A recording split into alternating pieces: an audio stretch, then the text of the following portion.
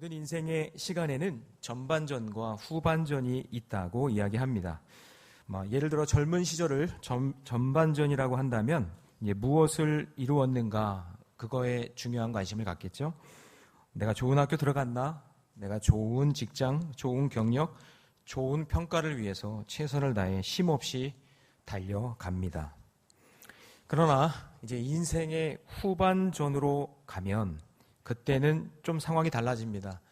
다른 인생의 질문을 받게 되는 거죠.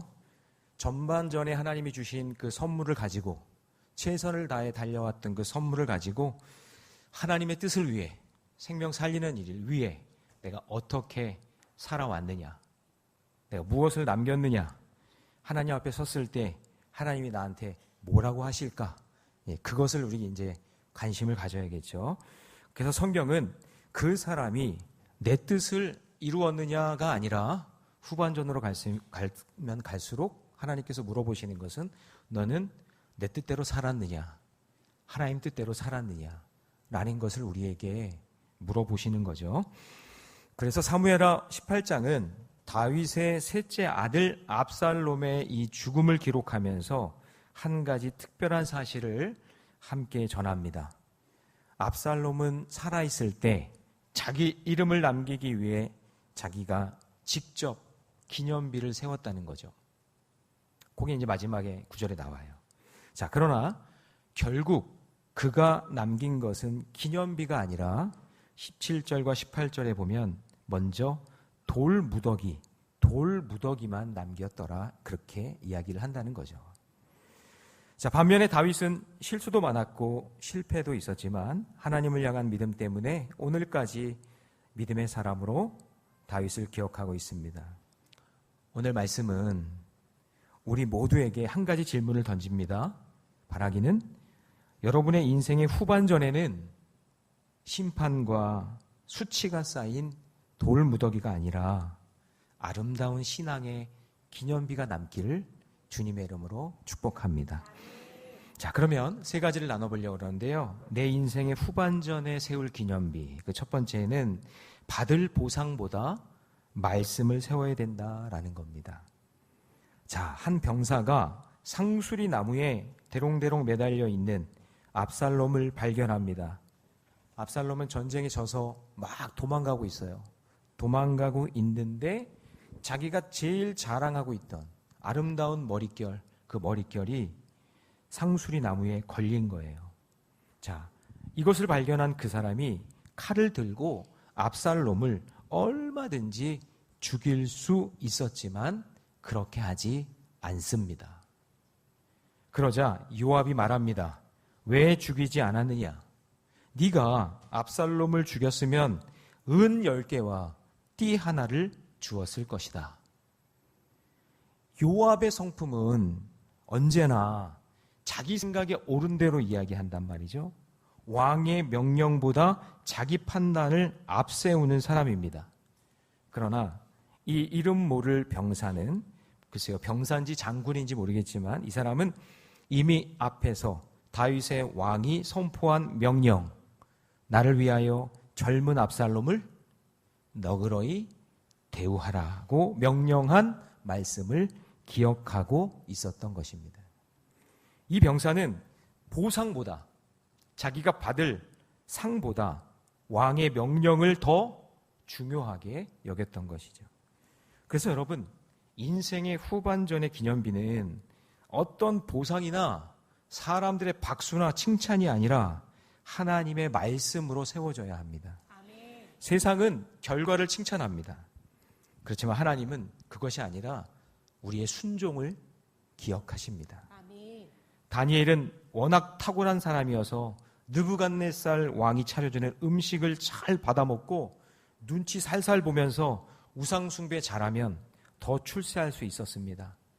그러나 다니엘은 사람의 인정보다 하나님의 뜻을 선택했습니다. 그렇기 때문에 나라가 바뀌고 왕이 바뀌어도 죽을 때까지 하나님 앞에 쓰임받는 인생이 되었습니다. 아멘. 결국 하나님께서는 다니엘을 더 높이셨고 그의 믿음은 오늘날까지 뜻을 정한 사람이다 라고 하면 다니엘을 딱 떠올리는 것처럼 그 다니엘이라는 이름이 기념비 자체가 된 것입니다.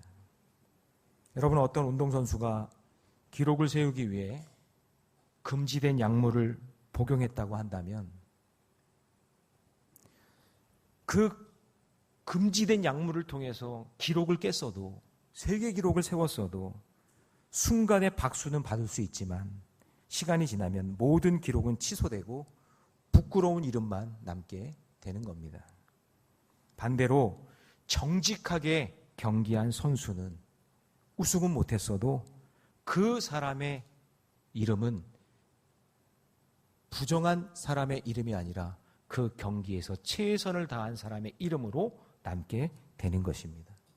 그래서 후반전은 그 사람의 업적이 아니라 날마다 말씀대로 순종하며 살아온 인격이라는 것을 잊지 마시기 바랍니다. 어떤 갓난아기가 엄마 젖을 많이 먹고 나서, 엄마 젖을 충분히 먹고 나서 이 아이가 어머니, 저 충분히 먹었으니 일주일 동안 안 먹어도 됩니다 하는 아기 보신 분 계세요? 저는 4명을 키워봤지만 그런 애들 한 명도 없었습니다. 언제나 젖달라고 보채고 울고 안달입니다. 이런 아이가 어디 있습니까? 아이는 계속 젖을 줘야, 계속 먹여야 성장하는 겁니다. 그래서 베드로전서 2장 2절에 같이 한번 읽어볼까요? 시작. 갓난 아기들 같이 순전하고 신령한 젖을 사모하라. 이는 그로 말미암아 너희로 구원에 이르도록 자라게 하려 함이라. 아기는 계속 달라고 합니다. 안 주면 막 웁니다. 젖이 안 나오면 젖을 깨뭅니다. 젖 달라고.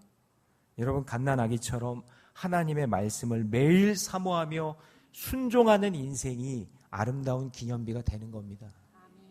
잠깐 순간의 쾌락, 자기의 순간의 권력을 가지고 계속 하나님 말씀 사모하지 않고 자기 멋대로 사는 인생은 결국에는 돌 무더기밖에 남지 않는다라는 것이죠.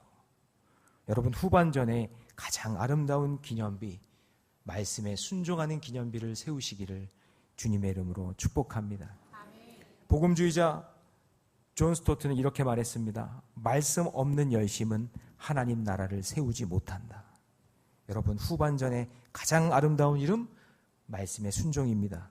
적용 질문 드립니다. 같이 있습니다. 시작. 나는 사람들에게 인정받기 위해 살고 있습니까? 아니면 하나님 말씀에 순종하는 삶을 살고 있습니까? 2026년 후반전의 삶 속에 사람의 말보다 하나님의 말씀의 기념비를 세우는 성도들이 되시기를 주님의 이름으로 축원합니다.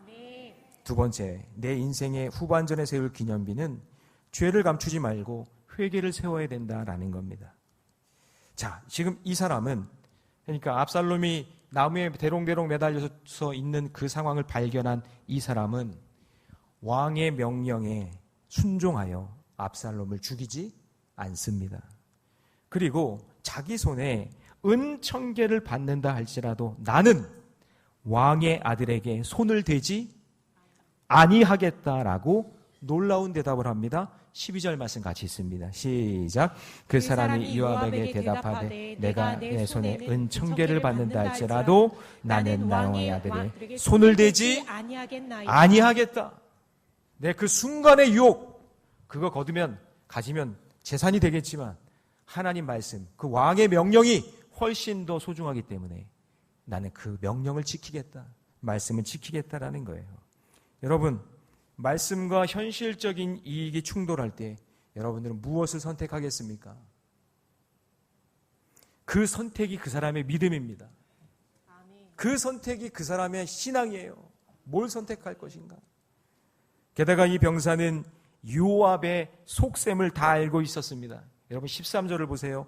아무 일도 왕 앞에는 숨길 수 없나니 내가 만일 거역하여 그의 생명을 해하였더라면 당신도 나를 어떻게 한다고요? 대적한다. 이게 뭐냐면 압살롬을 죽이게 되면 왕에게 보고를 해야 되는데 그때 압살롬을 죽인 자를 자기가 죽였다고 이야기하면서 그 공로를 자기가 차지하겠다는 얘기예요. 이 속셈이 들통난 요압이 14절에서 나는 너와 같이 지체할 수 없다 하면서 직접 창 3개를 가져다가 압살롬의 심장을 찌릅니다. 그리고 자기만 죄지면 안 되잖아요.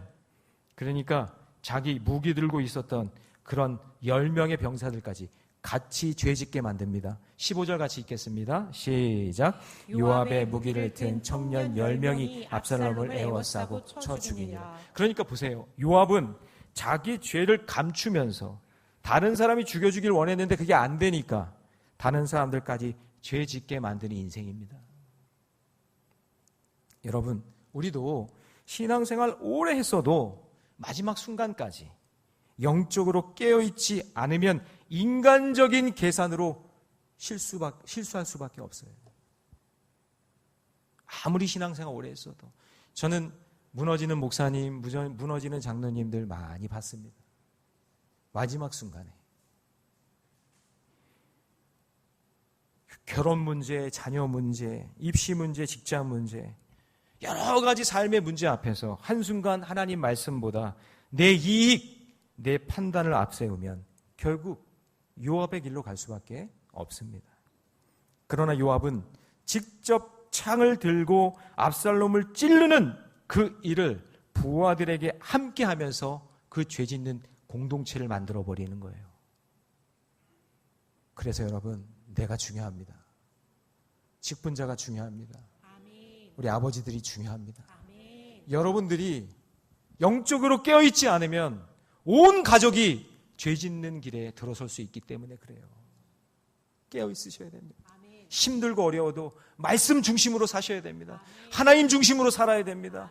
성전 중심으로 사셔야 돼요. 압살롬은 아버지를 거역했고 왕을 대적했고 하나님의 질서를 무너뜨렸습니다. 그의 죽음은 어찌 보면 당연한 결과일 것이고 하나님께 심판받은 것입니다. 이걸 봐도 죄를 오래 숨길 수 없고 심판은 사라지지 않는다는 걸 우리에게 말씀해 주시는 거겠죠? 여러분, 후반전을 아름답게 만드는 사람은 실수하지 않는 사람이 아니라 회개하는 사람입니다. 다시요. 실수하지 않는 사람이 아니라 자기 죄를 회개하는 사람이에요. 베드로는 예수님을 3번 부인했습니다. 그러나 눈물로 회개했고 예수님은 그를 다시 세워 초대교회 지도자로 세워주셨어요. 그래서 베드로가 세운 놀라운 기념비는 무리를 걸어간 게 아닙니다. 무리를 걸어간 게 아니에요. 베드로의 인생에서 가장 놀라운 기념비는 자기 인생의 죄에 대해서 하나님 앞에 회개한 거예요. 주님 앞에 회개한 것이 그 인생의 놀라운 기념비가 되는 줄 믿습니다. 아멘. 오래된 집을 리모델링 할 때 금이 간 벽을 페인트만 칠하면 문제가 해결되지 않습니다. 잠깐은 가릴 수 있어요. 그런데 균열이 일어나고 나중에 다 드러나게 되어 있습니다. 어제 권순희 권사님 남편 되시는 조색화 성도님 소천하셔서 임종후 예배를 은혜롭게 드리고 우리 큰딸 되시는 조수연 집사님이 인사말을 하게 되는데 제가 그 인사말에 큰 은혜를 받았어요. 그동안 아버지에 대한 상처와 아픔이 정말 많았어요. 제가 다 얘기를 못하겠지만 정말 많았어요. 임종 전에 3남매에게 이 아버지가 얘들아 그동안 정말 미안했다. 여태까지 그런 말 한 번도 해본 적이 없는 분인데 그 3 자녀들에게 얘들아 그동안 정말 미안했다. 이 말 한마디에 이 조수연 집사님 고백이에요. 지금까지 수십 년 동안 쌓아왔던 그 아픔과 상처가 정말 너무 신기하게 눈 녹듯이 다 아멘 할 때까지 싹. 아유, 자기들 일 아니라고 아멘도 안 하고 그래. 다시요. 눈 녹듯이 그냥 싹 사라져 버렸대요. 그 기적을 경험했대요. 그 기적. 여러분, 그러니까 여러분 인간이 참 연약한 거예요. 그래서 수십 년이요, 진짜 수십 년 동안 자기를 힘들게 하고 아픔을 주고 눈물을 흘리게 했던 그 아버지인데 그 아버지가 회개하니까 용서를 구하니까 지금까지 쌓였던 모든 죄가 눈 녹듯이 사라지는 거예요. 여러분, 자녀들에게 최고로 남길 유언이 뭘까요? 자녀들에게 최고의 유언이 뭘까요? 여러분들이 남길 최고의 유언. 아직도 못 깨달으셨어요? 회개입니다. 뭐라고요? 회개예요, 회개. 그러면 여러분 이런 생각하면 안 돼요. 아, 목사님 그렇구나. 내가 숨이 꼴딱 넘어갈 때 그때 회개하고 그래야지. 그건 진짜 미련한 사람이고. 여러분 살아있을 때 자녀들에게 죄진 거 있으면 빨리 회개하세요. 예. 눈 녹듯이도 없어진대요. 눈 녹듯이. 그게 최고의 유언이에요. 여러분 뭘 물려주시겠어요? 통장 계좌번호 넘겨주실래요? 주식 넘겨주실래요? 땅이요? 여러분 하나도 못 가져가잖아요. 제가 이번 주에만 장례 2건 치렀는데 제가 보니까 하나도 못 가져가시던데요. 관은 한 평도 안 되는데 가져갈 게 아무것도 없어요. 근데 여러분 자녀들에게 남길 정말 최고의 유언은 회개하는 거예요. 회개. 복음주의자 존 메가더는 이렇게 말했어요. 죄를 인정하는 것이 은혜의 시작이다. 회개 없는 용서는 성경이 말하는 복음이 아니다. 여러분 앞에 보이는 저 십자가의 용도는 어떤 분은 그러더라고요. 죄를 감춰주신대요. 아니에요. 십자가의 용도는 죄를 감추는 것이 아니라 나의 죄를 온전히 회개하라고 주신 겁니다. 그걸 아셔야 돼요. 어떤 분들은 그래요. 아유, 목사님, 죄에 대한 설교, 회개 설교, 헌금하라는 설교 좀 안 했으면 좋겠어요. 예. 제가 잘 안 하잖아요, 솔직하게. 예, 그렇지만 회개가 빠지면 그것은 기독교가 아닙니다. 자, 적용 질문. 같이 한번 읽어봅니다. 다 같이 시작. 나는 후반전을 위해 아직도 감추고 있는 죄가 있습니까? 아니면 회개의 기념비를 세우고 있습니까? 여러분, 날마다 십자가 앞에서 나의 죄를 온전히 회개하며 깨끗한 믿음의 기념비를 세워가는 성도들이 되시기 바랍니다. 제발 자랑하지 마세요. 여러분이 여태까지 했던 이룬 거, 그 성공한 거, 그런 거 얘기할 필요 없어요. 그거 가지고 갈 게 아무것도 없어요. 그런 거 얘기해봤자 자녀들은 기뚱으로 만들어요. 그리고 마지막 날에 그런 거 얘기하는 사람 제가 한 번도 못 봤어요. 장례식장에서. 여러분, 회개하십시오. 그것이 최고의 유언이고 하나님이 기뻐하시는 기념비가 되는 줄 믿습니다. 여러분, 압살롬 얼마나 안타까워요. 회개할 기회를 놓쳤어요. 가룟 유다 얼마나 안타까워요. 회개할 기회를 놓쳤어요. 살아있을 때, 생명이 있을 때 회개하며 살아가는 것, 그게 나를 가장 정결하게 하는 것이고 하나님이 기뻐하시는 것인 줄로 믿으시기 바랍니다. 자, 세 번째요. 내 인생의 후반전에 세울 기념비는 내 이름보다 믿음을 세우는 거예요.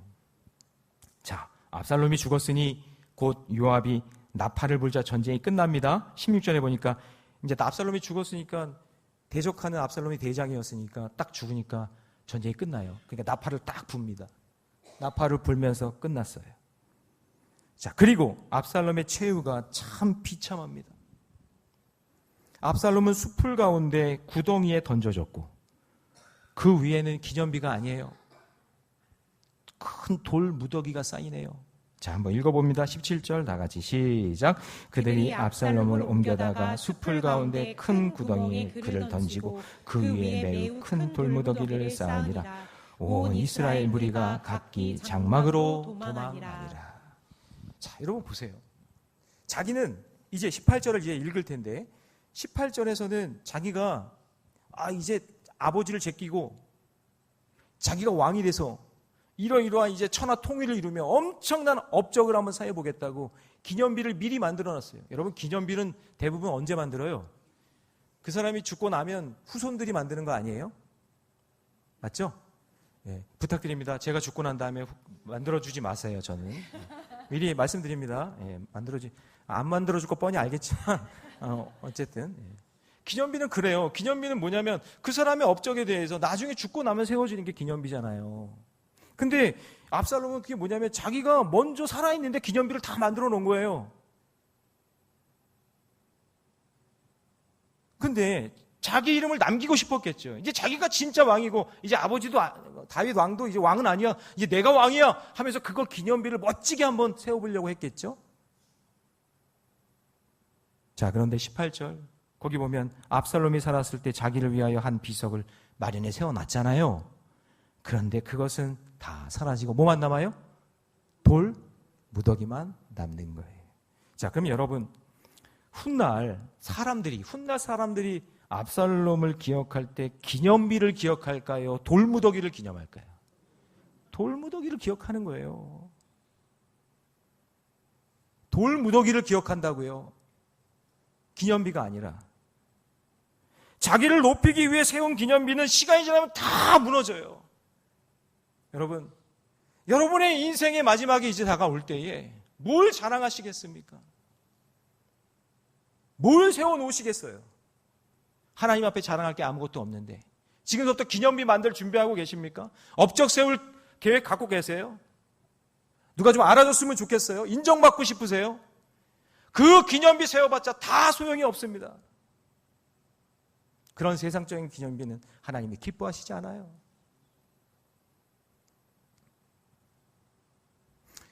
그러나 우리 하나님을 예배하고 하나님을 높이고 하나님을 섬기는 그 인생의 길에는 눈에 보이는 돌이 아니라 영원한 영적인 기념비를 하나님이 세워주시는 줄 믿습니다. 그래서 여러분 후반전은 이름을 남기는 시간이 아니라 나의 신실한 믿음을 남기는 시간이 되셔야 됩니다. 히브리서 11장의 믿음의 사람들은 왕궁도 세우지 않았고 화려한 기념비도 남기지 않았습니다. 그러나 하나님은 그들의 믿음을 성경에 기록해 놓으셨어요. 성경에 기록해 놓으셨어요. 세상은 돌을 남기지만 하나님은 믿음을 영원히 기억하신다. 여러분의 믿음을 보시는 거예요. 여러분 믿음을. 제가 수많은 장례식을 치르면서 유가족들과 조문객들 가장 많이 하는 말은 업적이나 재산이 아니에요. 정말 뜨거운 신앙을 가지고 있었던 그 믿음의 가정의 자녀들은 하는 말이 달라요. 이 언어가 달라요. 우리 아버지는 새벽마다 기도하는 아버지였어요. 저희를 위해서 늘 기도하셨어요. 그런 게 남는 거예요. 그런 게. 돈이 많이 남기고 뭐 빌딩이 몇 채고 하고 그런 건 남는 이야기가 아니라 그런 것들은 하나님 보실 때 중요한 게 아니니까 그들이 자손들이 기억하고 그 가족이 기억하는 것은 우리 아버지 어머니가 얼마나 눈물로 기도했고 우리 어머니는 어려운 사람 끝까지 사랑하셨고 교회를 위해 헌신하고 수고한 그런 아름다운 신앙의 그 모습들을 기억하는 거예요. 그게 사랑하는 자녀들의 선한 열매로 드러나는 거예요. 그게 다른 열매들로 그거를 자랑하는 거지 그게 드러나는 거지 다른 건 아무것도 기억되지 않습니다. 지금 제 기억 속에 그런 거 자랑한 거 하나도 남는 게 없어요. 결국 여러분 사람은 업적보다 그 사람의 신앙의 삶을 기억하는 겁니다. 성도의 가장 위대한 유산은 성공이 아니라 하나님을 신뢰하는 믿음의 삶이라는 것을 잊지 마시기 바랍니다. 그래서 후반전에 세워야 할 가장 큰 기념비 신뢰. 그것은 믿음입니다. 성공이 아니라 믿음입니다. 오늘 우리가 세워야 할 기념비는 무엇입니까? 좋은 스펙이 아니라 좋은 신앙을, 높은 자리가 아니라 하나님을 사랑한 삶이고 많은 재산보다 다음 세대에 전할 믿음의 고백, 그것을 남겨주시기 바랍니다. 자, 적용 질문 같이 있습니다. 다 같이 시작. 나는 세상에 이름을 남기려 애쓰고 있습니까? 아니면 하나님 앞에 믿음의 기념비를 세우고 있습니까? 여러분 인생의 후반전에 사람의 이름이 아니라 하나님의 기억될 신실한 믿음의 기념비를 세워가는 성도들이 되시기 바랍니다. 자, 이제 말씀을 정리합니다. 압살롬은 자신의 이름을 위해 기념비를 세웠지만 결국 뭐가 됐어요? 돌 무더기만 기억되는 인생이 되었어요. 내 인생의 끝에 말이죠. 반면에 하나님을 사랑한 믿음의 사람들은 눈에 보이는 기념비는 없어요. 눈에 보이는 기념비는 없어도 하나님께서 영원히 기억하는 인생이 된 줄로 믿습니다. 우리도 마찬가지예요. 우리 인생의 후반전으로 갈수록 무엇을 이루었는가 보다 무엇을 남길 것인가, 그것을 더욱더 깊이 생각하는 우리 모래내 교회 성도들이 되시기 바랍니다. 순종과 회개와 믿음으로 세운 기념비는 세월이 흘러도 무너지지 않고 다음 세대에 이어지는 본보기가 될 줄로 믿습니다. 여러분, 비석을 세우게 된다면 거기에다가 망치로 정을 쪼아서 글자를 새길 거 아니겠어요? 그거를 헬라어로 투포스라고 하는데 그 원어의 뜻이 뭐냐면 본보기가 되다, 그런 뜻이에요. 본보기라는 뜻이 뭐냐면 망치와 정을 들고 돌에다가 글씨를 새기는 게 그게 본보기라, 그런 얘기예요. 여러분, 처음에는 평평하게 있다가 정으로 내려치기 시작하면, 두들겨서 글자를 만들기 새겨지기 시작하면 그 내용을 보고 싶지 않아도 그 글자가 다 보이지 않겠어요? 여러분들이 어떻게 신앙생활 했는지, 어떻게 살아갔는지 하나님이 다 새겨 놓으실 텐데 그거 여러분 본보기가 돼서 다 보여지지 않겠어요? 그렇다고 한다면 오늘도 하나님 앞에서 양손에 정과 망치를 들고 여러분의 기념비에 무엇을 새기고 싶으세요? 여러분의 자녀들이, 자손들이 먼 날 나를 봤을 때, 내 기념비를 봤을 때 무엇이 남겨져서 무엇이 본보기가 되셨으면 좋겠어요? 저는 바라기는 여러분이 순종했던 그 믿음의 이야기, 온전히 회개했던 이야기, 신실한 믿음의 이야기가 새겨진 기념비가 여러분의 가정에 세워지기를 바랍니다. 그런 믿음으로 살아가고 그런 간증이 있는 그런 삶이 되시기를 주님의 이름으로 축원합니다.